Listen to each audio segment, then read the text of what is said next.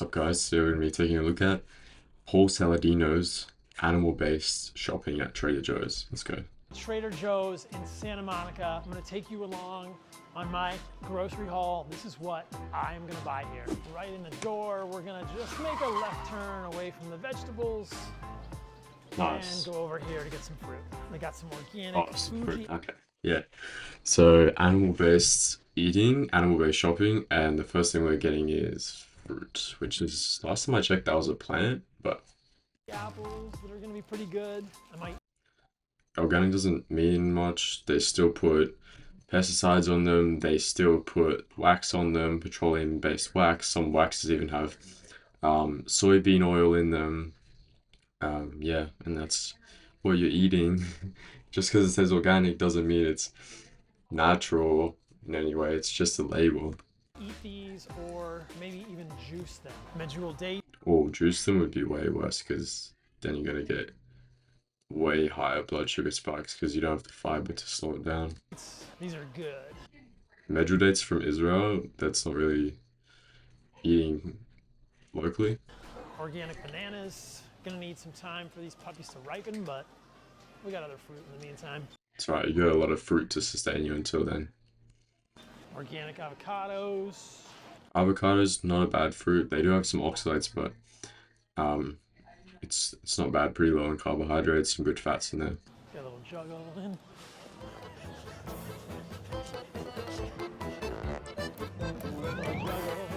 Holy Jester, bro, what the hell? Holy Jester. It's all right. These are not ripe. You're allowed to juggle the unripe avocados. They're not round. It's really hard to juggle them. Literally a Jester, bro. Literally. Organic navel oranges. Bro, how much fruit is he gonna get? Like half the car is already full, and it's all fruit. Likely get juiced. Oh, that's bad. There's gonna be a lot of glycation from the juice. I got some squash here that I'm gonna get. I got some organic zucchini squash. Squash is a fruit, so I think it's actually pretty good.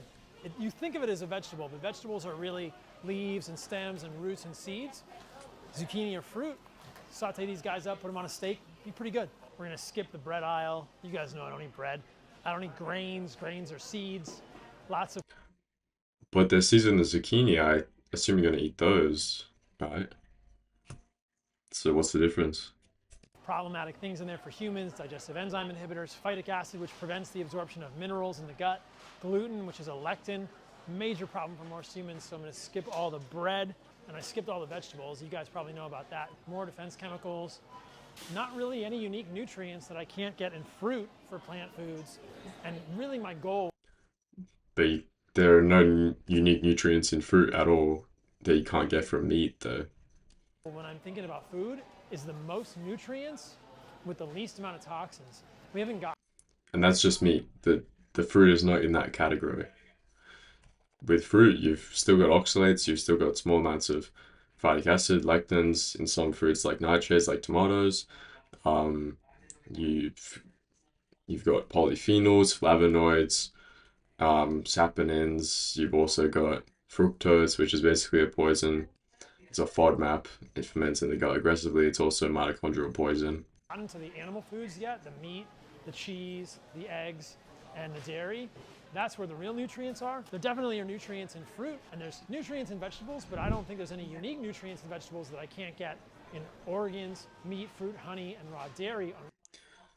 Yeah, but if you just listed the meat, then that would get all of the nutrients, but Animal-based diet, and by eliminating the vegetables, I'm getting rid of and avoiding the defense chemicals, things like oxalates, which can accumulate in the. no, you're not, because there are oxalates in oranges, there are oxalates in avocados, so you're not eliminating them.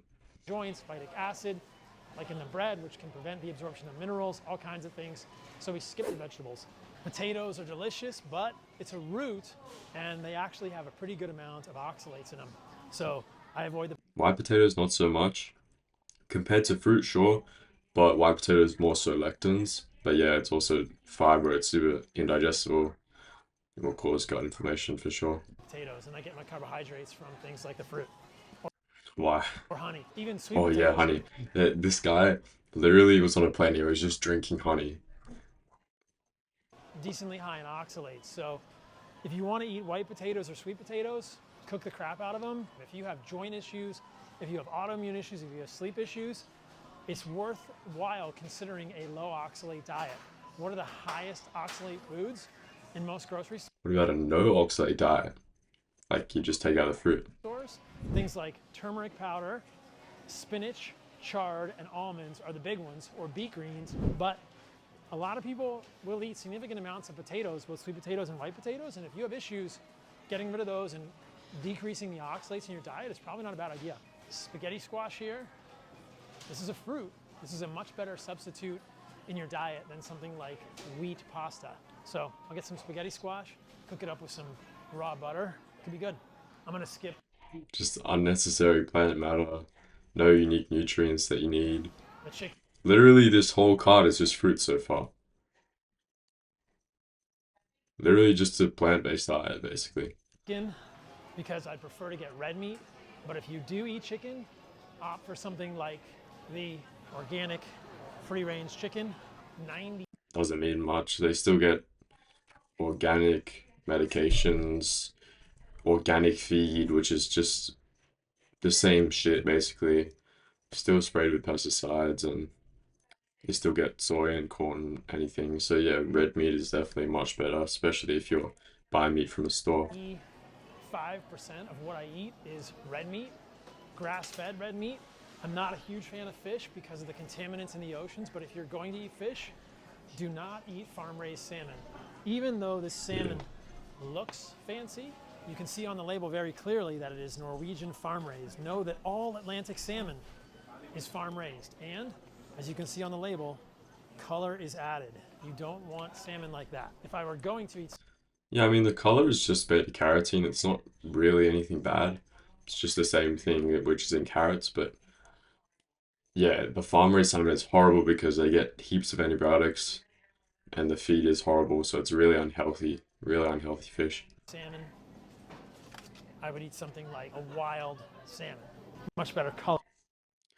That's probably still farmed because what they do is they catch fish, then they farm it for a few months, and they call it wild.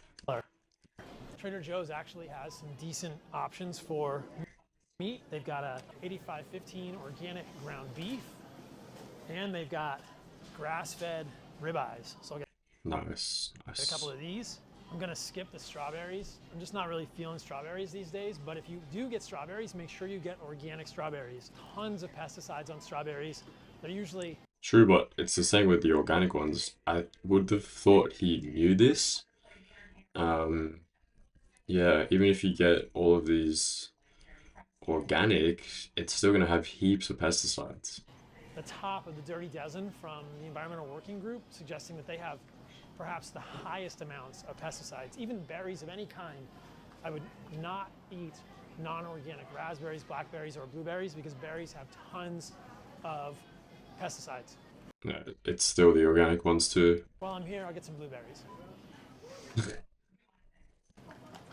There's so many pesticides on those. I would have thought he knew about this. This is the most incredibly humorous section of the Trader Joe's store. You've got beefless ground beef. Oh, I parked my Porsche-less Porsche outside of Trader Joe's. We'll show you guys that at the end of the video. It's actually a Toyota Camry, I'm joking. This Gruyere, it's raw, and they've got raw Parmigiano Reggiano, so I'm gonna grab some raw cheese. I'm a big fan of raw dairy. They don't have any raw milk here, unfortunately, but I'm a fan of raw dairy. There's good studies, multiple studies that show. yeah, this study is irrelevant, completely irrelevant. I'm all for raw dairy, but the study means basically nothing. It's just basically epidemiology again. I don't know why he uses these types of studies instead of just explaining how it's good for you. That kids who drink raw milk have lower Maybe it just appeals better to normies than actually explaining real science to them because they can't understand it.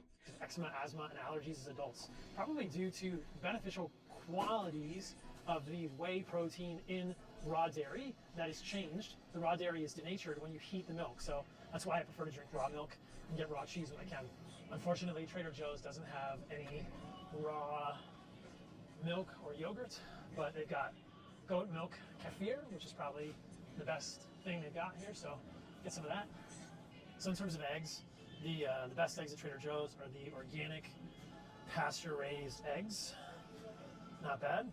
Probably Yeah, better to get corn and soy free, but yeah, this is still pretty good. would eat most of those as raw yolks rather than cooking them. I don't eat the whites raw because raw egg whites contain avidin, which binds biotin. And I just find that I digest eggs better when I don't have the whites. Some people react. The cooked whites are actually kind of hard to digest.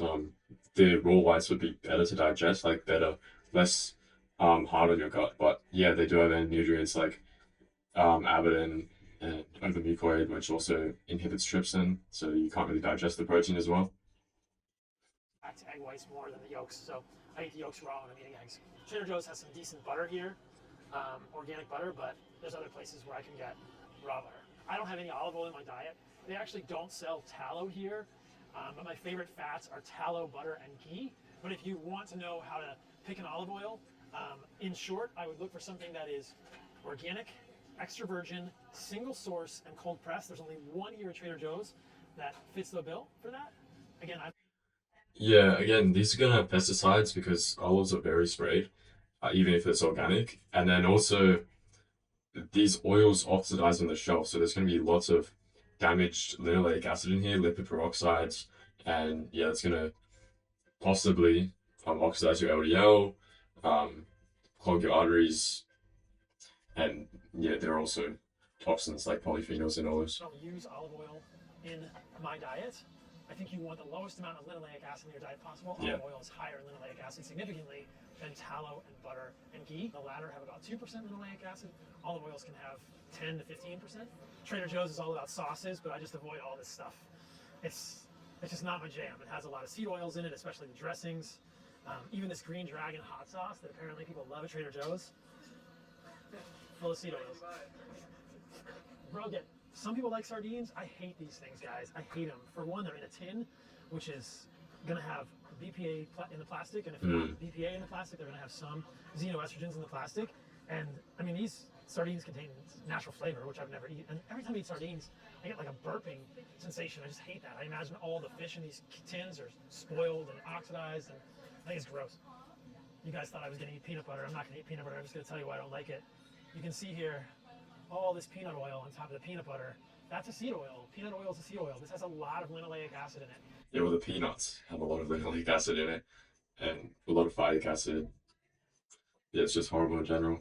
This omega-6, 18 carbon polyunsaturated fatty acid that I think is the major driver of illness in humans, and it's in peanuts. Peanuts are beans, beans are seeds. Seed oil is in peanut butter.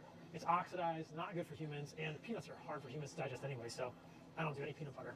And if you look at these other ones, like cocoa almond spread, which is Trader Joe's imitation Nutella, it's full of seed oils. I mean, look at this right there, canola oil on the label. In terms of honey at Trader Joe's, I'd probably want to get this one. It's a local raw honey. Why would you get honey at all? It's literally just basically glucose and fructose, and that's it, bro. It's like high fructose corn syrup. Literally, this guy's like a sugar addict, bro. I'm a big fan of honey Literally, most of this card is just sugar and plants. and fruit and carbohydrates in general. Yeah, we know, bro. We know you're a big fan of carbohydrates. You're a big carbohydrate addict. You're a big fructose addict. The audience on YouTube seems to always lose their mind when I talk about eating honey, but I'll put a study here that shows that diabetics who are given honey actually decrease their fasting glucose and fasting insulin. So Compared to what they normally ate, which doesn't prove anything, doesn't prove causation at all. I believe that honey is very beneficial for humans. I'm a very active human, and including carbohydrates in my diet, whether fruit or honey, definitely improved my thyroid function, it improved my hormones, lowered sex hormone binding globulin, which led to higher levels of free hormones, improved my sleep, and improved my electrolyte balance. No longer did I need to have tons and tons of salt to even maintain any semblance. You wouldn't need to supplement electrolytes with fruit if you ate only raw meat, if you didn't eat salt because you wouldn't have that imbalance. And carbohydrates are not at all required for thyroid health or hormones at all. Um, yeah. Of not cramping all the time when I was keto, when I included carbohydrates. So if you're keto, and you're having issues with cramping, that is an electrolyte issue because you are not including carbohydrates in your diet. An electrolyte issue because you're not including carbohydrates in your diet. Why are the two related? Right? The two aren't related at all. Electrolytes are found, minerals are found in meat in general. They're just very heat sensitive. Yeah, if you're trying to stay in ketosis all the time as well, that's also not good because then you won't be eating enough protein each meal because protein kicks you out of ketosis because protein raises insulin, not as much or not as rapidly as sugar, but protein does raise insulin because it's needed for the uptake of amino acids. This is why you don't need sugar to grow, you don't need sugar for IGF-1, you don't need sugar to kick yourself out of ketosis. It's easily fixable. There's really no good evidence to suggest that whole food forms of sugar, like fruit or honey, are harmful for humans at all. But what about the biochemistry? Because literally it's the same molecule, fructose and glucose, the same molecules, and they're just as damaging.